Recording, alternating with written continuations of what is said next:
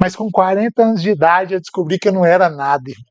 Que eu era realmente uma pessoa imperfeita, uma pessoa que tinha que aprender demais, uma pessoa que estava sendo moldada. Mas para que essa moldura, né, para que eu fosse realmente transformado, tinha que ter uma coisa que era de suma importância, que era eu deixar isso acontecer, né? Eu sempre tive no controle, né? Eu, com 23 anos de idade, eu já era gerente regional de um laboratório farmacêutico. Por isso que eu te falo, mesmo sem conhecer Deus no início, eu já tinha a certeza que era Ele que cuidava de mim, sabe? Eu casei, comecei a morar junto com a Raquel, minha esposa, a gente tem 24 anos de casado, e Uau. 20 e 27 anos que a gente está junto. De 20 para 21 nós começamos a morar junto. Então, consegui várias coisas, que talvez o dinheiro, a minha capacidade, os meus talentos eu consegui. Mas faltava uma coisa que hoje eu tenho ela e que não largo nada por ela, que é a presença do Espírito Santo de Deus. Então, com 40 anos, eu precisei entender que eu ia ser moldado, que talvez naquilo que realmente era importante, eu era uma criança. Tanto é que deixa eu te contar essa história aqui, que é muito interessante, e o Espírito Santo falou muito com ela. Eu, quando fui a primeira vez, me predispus a conhecer Jesus, né? Ir num local para realmente conhecê-lo, né? Eu vim de um lar católico a vida inteira. Meus avós, minha mãe, meu pai eram católicos, mas aquele católico que nunca praticou nada. E eu não gostava da figura chamada pastor. Nunca gostei. Nunca gostei do vínculo evangélico. Todas as vezes que uma pessoa falava assim, eu sou evangélico, uma coisa que eu sempre tive, que meu pai e minha mãe me ensinaram, era educação, mas eu era até mal educado com essas pessoas, sabe? Mas eu entendi que talvez aquilo ali já era alguma coisa que estava acontecendo, que era uma tentativa do inimigo de bloquear alguma coisa que eu precisava acessar.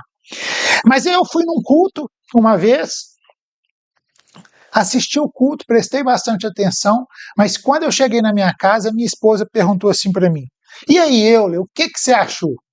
Aí, Fernando, eu soltei, falei assim, aquilo é um arrogante, aquilo se acha melhor do que os outros, aquilo está querendo fazer isso só por dinheiro, aquilo está fazendo aquilo só para conquistar os outros. E naquele momento, pelo que eu conheço da Raquel, minha esposa, ela falaria o quê? Euler, isso é você que é desse jeito. Não, ela só falou assim, tá tudo bem, tá tudo bem. E eu vejo, hoje eu entendo exatamente que era já o Espírito Santo agindo na vida da minha esposa. 7 dias depois, ela estava se arrumando e falou assim, Euler, vamos na igreja? Eu falei assim, mas você está arrumando para ir na igreja? Ela, tô. Eu falei assim, então eu vou com você. Só que nesse intervalo de 7 dias, eu precisei buscar um carro num lugar e eu estava com uma cabeça muito, sabe, várias coisas acontecendo na minha vida profissional, no meu relacionamento, um monte de coisa. Ela falou assim, deixa que eu te levo lá para buscar o carro. Eu falei, não preciso de você não, eu vou de ônibus. Nem sabia como fazer para pegar ônibus, irmão. Saí lá do Belvedere para ir lá no Cidade Nova, não tinha nem ideia de como que ia pegar um ônibus, mas falei assim, aquele sensação de arrogância, né? Não, eu não preciso. E fui. Quando eu entrei para dentro desse ônibus, entrei lá no fundo, Fernando. E é uma história que eu quero te falar que faz muito sentido para mim. Entrou um evangelista dentro desse ônibus. Aí na hora que o cara já começou a paz do Senhor, eu já falei assim, meu Deus, me acharam. Olha, esses caras estão me seguindo, só porque eu fui na igreja, esses caras estão me seguindo agora. E aí o rapaz chegou para mim, eu falei, não tenho nada não. Ele falou assim, não senhor, não estou te pedindo. Não quero te pedir nada, só quero te entregar aqui. E falou dessa forma, e foi Deus que pediu para te entregar. Eu falei assim, rapaz, por mais mal educado que eu queira ser com ele, por mais que eu não queira escutar, quando ela fala assim, Deus pediu para te entregar, ele não quer dinheiro, não quer nada, eu peguei aquilo. E logo na descida do ônibus, ele desceu e aquilo ficou na minha mão. Você não acredita, irmão, era uma história em quadrinhos. E o texto falava assim, Jesus acalma a tempestade. Esse era o tema daquela história em quadrinhos, sabe? E aquilo me chamou muita atenção, né? E eu fiquei refletindo, falei, o que é isso? O que é isso que está acontecendo aqui? O que é isso? O que está isso? E aí, mais para frente, o Espírito Santo, depois da minha conversão, depois do meu batismo, no meu secreto, ele me falou. Ele falou assim, eu perguntei, Espírito Santo, aquele foi um momento tão impactante, o que era que você queria falar comigo? Ele falou assim, é porque você sempre se achou demais. Uau.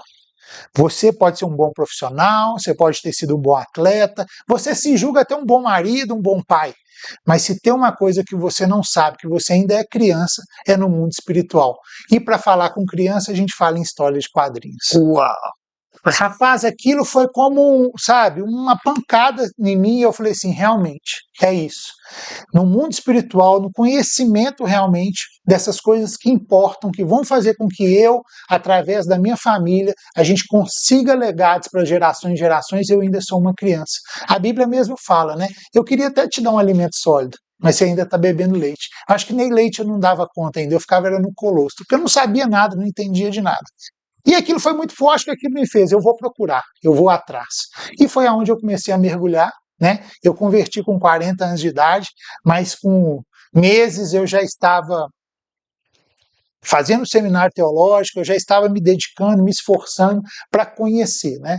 Conhecereis a verdade vos libertará. E essa verdade foi muito forte na minha vida, na minha casa, tanto é que eu, a Raquel, o Bernardo e o Rafael, meus dois filhos, todos nós convertemos juntos, e para a honra e glória do Senhor, eu posso falar que hoje eu e minha casa serviremos ao Senhor, e isso é uma coisa que a gente vive todos os dias das nossas vidas. Então esse é o eu, né? O cara que está sendo moldado. Você tá doido? Quem tá assistindo aí, podemos encerrar aqui, mas cara, é maravilhoso de ver isso, porque é tão bonito ver a sua empolgação de contar, porque eu também conto, assim, da maneira empolgante. Também não gostava de crente, a gente estava conversando aqui um pouquinho no Sim. bastidor, né?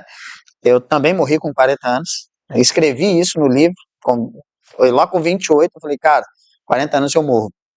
E aí a gente começa a observar a arquitetura de Deus, a engenharia de Deus, os connecting points de Deus. Mas você usou uma palavra aí para mim que é muito forte, cara, que é presença. Os próprios fariseus tinham a presença e não aproveitaram da presença, né? Eu acho que isso é o que tratam as pessoas, assim como eu, você, que viemos de lar cristão e tudo, de olhar por uma religiosidade. As pessoas não imaginam que aí no Euler tem um pastor, um cara que é pai, marido, psicanalista, e eu vejo que a presença significa viver o evangelho, né? Assim, diariamente a gente viver isso. Eu e minha casa, eu e nossa casa, serviremos ao Senhor aí o tempo inteiro. É bonito demais de ver isso.